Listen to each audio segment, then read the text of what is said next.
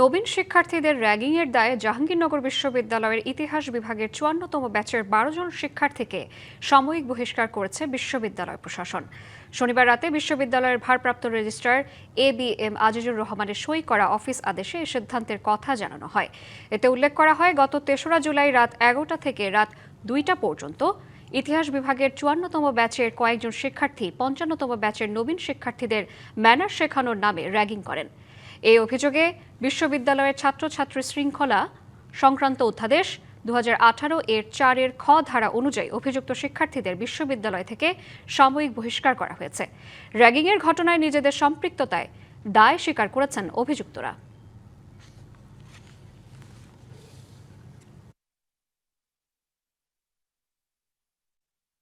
নগদ নিয়ে এলো হার না মানা হার অফার। সর্বনিম্ন ১০,০০০ টাকা রেমিটেন্স নগদে পাঠালে থাকছে স্বর্ণের হার জেতার সুযোগ।